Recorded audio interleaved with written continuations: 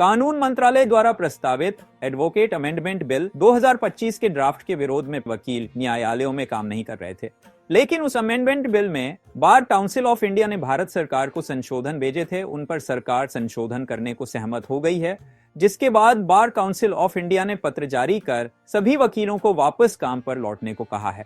भारत सरकार के law and legislation ministry ने यह ड्राफ्ट प्रस्तुत किया है और 28 फरवरी तक इसमें सभी से संशोधन मांगे हैं। पहला महत्वपूर्ण बदलाव है केंद्र सरकार का हस्तक्षेप होना, यानी सेंट्रल गवर्नमेंट अब bar council of India, state bar council, जिला बार काउंसिल जो अभी तक इंडिपेंडेंस बॉडी की तरह काम कर रहे थे, उनके कार्यों में, उनके रेगुलेशन में हस्तक्षेप कर सकती है। अगले बड़े बदलाव के बारे में हम बात करेंगे। बार काउंसिल ऑफ इंडिया में अब 3 सदस्य केंद्र सरकार द्वारा मनोनीत यानी नॉमिनेटेड सदस्य होंगे, यानी केंद्र सरकार अपनी ओर से 3 सदस्य बार काउंसिल ऑफ इंडिया में भेजेगा। कि यह भी सीधे तौर पर बार काउंसिल ऑफ इंडिया के क्रियाकलापों में उनकी इंडिपेंडेंस में एक तरीके का हस्तक्षेप है। उनकी स्वतंत्रता पर कहीं ना कहीं बंधन केंद्र सरकार द्वारा किया जा रहा है। अगला महत्वपूर्ण बदलाव है सेक्शन 35 से, बहुत ही विवादित सेक्शन है, जिसको लेकर के सबसे ज्यादा घोर विरोध पूरे देश भर में इस बिल का किया जा रहा है।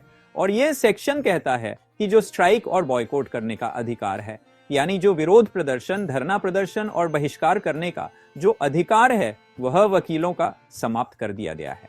कोई भी वकील किसी भी प्रकार का धरना, विरोध प्रदर्शन या बहिष्कार नहीं कर सकता। कोई वकील न्यायिक व्यवधान उत्पन्न नहीं करेगा। इसके पीछे जो तर्क केंद्र सरकार द्वारा दिया जा रहा है वह है कि जब वकील स्ट्राइक करते हैं तो पक्षकार, जिसका कैसे चल रहा है, उसके केस में आगे प्रोसीडिंग हो जाने से उसके साथ अन्याय हो सकता है। हालांकि इस सेक्शन में वकीलों को सिंबॉलिक स्ट्राइक यानी सांकेतिक विरोध करने का अधिकार दिया है, जैसे काली पट्टी, काले कपड़े पहनकर विरोध करना।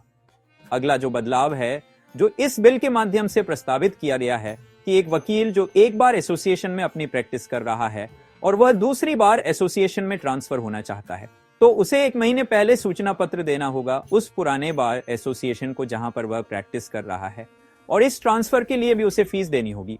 अभी तक जो फ्री था उसके लिए फीस देनी होगी। इसके अलावा हर 5 साल में एडवोकेट का वेरिफिकेशन होगा।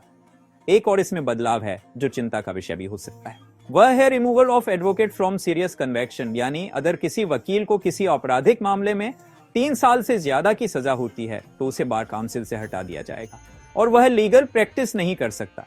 अगला बदलाव जो इस बिल के माध्यम से प्रस्तावित है, व्यक्ति एक ही बार एसोसिएशन में रजिस्टर्ड होगा और वह एक ही बार एसोसिएशन में वोट देगा। उदाहरण के लिए अगर कोई वकील जिला बार एसोसिएशन में रजिस्टर्ड है तो ऐसा नहीं हो सकता कि वह जिला बार एसोसिएशन में रजिस्टर्ड होकर वह हाई कोर्ट बार एसोसिएशन में भी रजिस्टर्ड हो और दोनों जगह वोट करे। तो 1 बार 1 वोट का कॉन्सेप्ट यहां पर लागू किया गया है।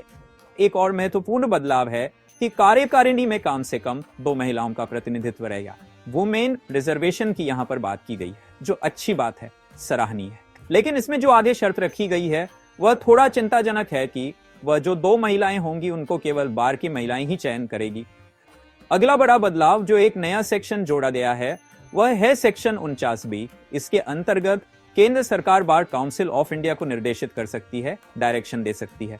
अंतिम और बहुत ही चिंताजनक बदलाव जो इस बिल के माध्यम से किया जा रहा है, एक पक्षकार अपने नुकसान के लिए अपने वकील पर भी मुकदमा कर सकता है। तो ये सब बहुत ही चिंताजनक बदलाव है। हालांकि भारत सरकार और कानून मंत्रालय संशोधन के लिए सहमत हो गए हैं।